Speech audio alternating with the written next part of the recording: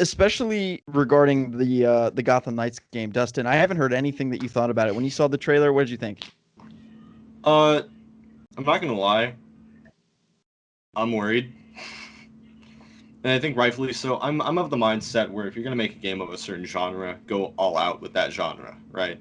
Right. And the fact that it seems like kind of like an action RPG kind of thing really turns me off. With like Yeah. all the statistic numbers and things like that, and like it's not a games as a service game from what we know, and that's awesome.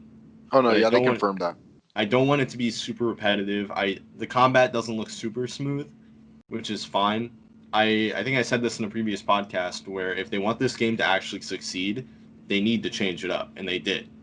And that's good. Yeah. I also remember in that same podcast, actually, I said the next Batman game would be a 4-player or 2 to 4-player online multiplayer co-op game with RPG elements, and y'all blamed me for it. Did you really say that? Blamed.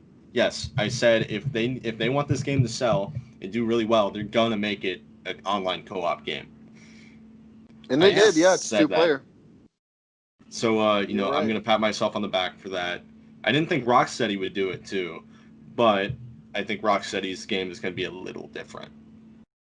Yeah, Rocksteady's game definitely is going to be different. Now, as for a release date, Dustin, a lot of people are hoping for early to mid 2021. What do you think in terms of a release window? You think they're eyeing November?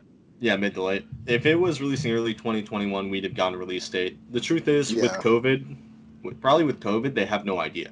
They just know that That's 2021 true. is the general release window. It's just workflow gets stunted when everyone has to work from home, and this is a huge studio with thousands of people that they need to keep track of. Just even on a business side, it's a lot of logistics, but I'd say mid to late. I think early is a little too hopeful. If it was early, we're only 6 months away from the first quarter of 2021 being done. You know what I mean?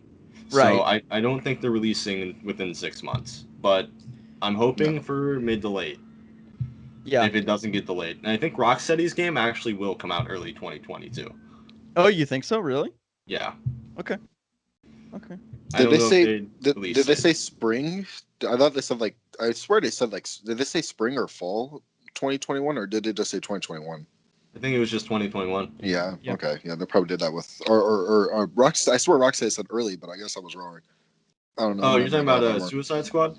Yeah, I mixed them. Yeah, no, that's just 2022 flatly, and we know that it's a next-gen exclusive game.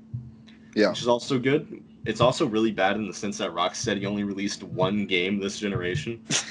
They need to speed up their workflow. They have Rockstar level, stagnation going on.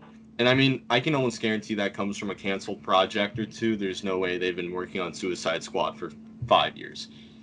Yeah. I don't know if I believe that, but that's just how things go in the game industry. It's really unfortunate for WB that 2 of their flagship studios have just not done anything for 5 to 7 years in the times that their projects are getting released. I mean, for WB Montreal, it'd be 8 years since they'd released anything substantial, which is... They were talking about it, too. They were like, oh, yeah, we're a new team, and, you know, well, you were talking about this in your last video, Kobe, or I think it was one of your last videos, where they were just like, yeah, we're a new team and whatnot. It's just like, when did they really become a new team, though? Like, when did that switch up really happen? It was like, it didn't happen, from 2013. It's like, when did they... There's still some people from that old team on there, so it's just like... Right, they didn't, make Arkham Origins and then fire everybody. Exactly. It happened gradually, and a lot of people probably jumped ship, that one developer that had tweeted how, he doesn't have anything on his resume for the past 7 years because his last 3 projects were canceled. And the thing is after that amount of time where you feel like you're not progressing in your career, because let's say you're like a 24-year-old dev and you have worked on a big AAA project and you come into W Montreal, you get a great salary offer because you are at the top of your field, and then you have this 7-year gap in your resume, in the game, a lot of work experience is dependent upon your resume. It's the same thing in academia, it's the same thing in the workplace. It's like, what have you done? What have you shipped? And in the game industry especially is, what have you shipped? What have you contributed to the games that you have shipped? And in this case, they're under NDA. He can't even say, oh, I did this and this on this canceled game. It's totally illegal for him to share anything. So given that context, it's definitely it's understandable why some people would leave. It simply put, it is understandable. Yeah, and like you said, the game industry, it doesn't look good in any field to have a 7-year gap. But normally how developers alleviate that, as I've said this previously, they go to like a GDC game developer conference thing, and they show off some systems that they worked on, whether that be like, I made this particle effect system in this game, or I did this destructive element, I did this, that. He couldn't even do that. Right. He couldn't even, like, in a closed setting, tell people that, because if one person squealed and said something, his career would be done. Nowhere would hire him. Because like you mentioned, the game studios want to keep it hush-hush that they've had games canceled. What Rocksteady wants us to think is, oh, we've worked on this game since Arkham Knight. This is exactly, and I guarantee you in interviews, they'll be like, this is exactly what we wanted to do. We knew we wanted to take it in this direction after Knight. We wanted to work on this game and we've been working on it for 7 years. It's like, yeah, whatever. That's what WB Montreal said, that, oh yeah, we came across this idea very early on. It's like, I mean, they said that they worked on this game for 3 years. It's just like, okay, well, what about that other 4 years? Yeah. Did you see that? There was a tweet that like Jeff made. He was just like, look what we've been doing for the last 3 years. And then I just saw the reply. It's just like, what about those 4 years that you guys also had? Like, I don't know. It's really embarrassing sometimes when you just look at a dev team and they just try to say that they've been working on this the entire time. But we literally know from leaks and from inside sources like Jason Schreier that they've had canceled games, and they can admit that. They can say, like, literally their developers admit that on Twitter all the time. It's, I don't know. It's the promotion seems silly. Yeah, exactly. And also, it's all image. I have one nitpick about the game, Gotham Knights. Yeah. I don't like the art style. I'm not crazy about it. Really? It's not bad. It's not Fortnite, like some people call it. It's just, it'll take some adjusting more so. But I think the game looks very... I think it looks very pretty when it shows, like, the environmental effects and stuff. Like, when she's driving up to Mr. Freeze's big ice compound in the middle of the city. That looks nice. I think all the cars... Yeah, and I think, like, the cars driving is pretty cool, because that might be, like, a Gotham's Alive kind of thing. Right. But other than that, the art style, especially Batwoman, or Batgirl, surprisingly, she looks kind of goofy. Yeah, like, you think the OG suits before the customization, that's like all goofy? I'd say that one's fine. It's more so when she's talking to Freeze and they do that weird zoom in on her face. And the white eyes kind of look goofy to me. And not big on like Red Hood either. I think Nightwing looks a little silly. Robin looks good. I like Robin's design actually. But really? I didn't like Robin's design. They made him look too much Damian Wayne. Yeah, one thing I don't like is the it looks like they have sweaters on. Yeah. Where they have the little strings coming down, like the drawstring hoodie. That's so dumb. Yeah. Why is that there? Now, but the thing is, it doesn't matter. It doesn't matter because the skins are fully customizable in the game. Like we already saw in the Mr. Freeze gameplay, Batgirl looks nothing like she does in the other CGI trailer. So it's like it doesn't even. Robin had his red Robin suit on, so he didn't even have a cape. He had like a full-on head suit. It's kind of weird that he went from having the regular Robin suit on in the beginning of that demo and into having the Red Robin suit. I didn't even notice that.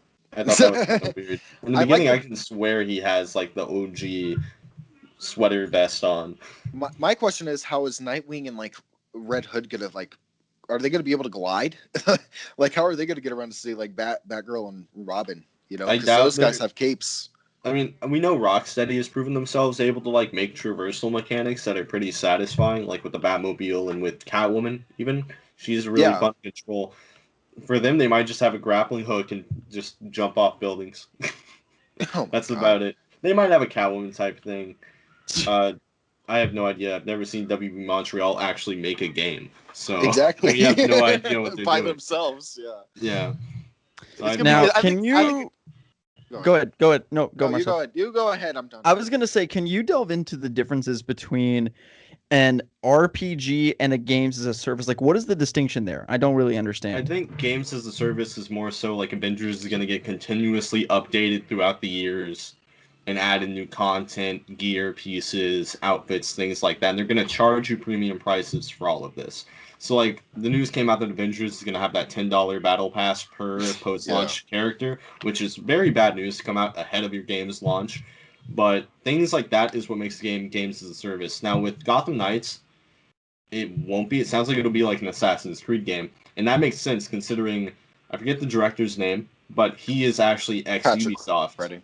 Yeah. Patrick Redding. He's ex-Ubisoft. He worked on the Splinter Cell series for like 5 years. Mm-hmm. And so he worked in the Ubisoft studio with all these people who are making the Assassin's Creed games. So he obviously has a lot of first-hand experience on him. And that's my only big complaint is I think it might go too into the Assassin's Creed aspect of it. Because, like, nothing in this game looked particularly smooth. Like, even the gliding looked a little jank. And that's fine. It's pre-release. It's not even an alpha yet. It's a pre-alpha game. Yeah. But it's not going to be as smooth as, like, a Rocksteady game or their previous games. I think it'll be very rigid. And that's fine. Games pull that off all the time. If you've ever played Skyrim, Skyrim is one of the most janky games ever made. And it's still one of the highest selling games ever made. So if they can pull it off and actually make it satisfying, I'll buy into it. I didn't want another Arkham. I didn't get another Arkham, but I want to see what they do. As for Suicide Squad, what do you guys think about Rocksteady doing a Suicide Squad game? I loved it. You did? Yeah.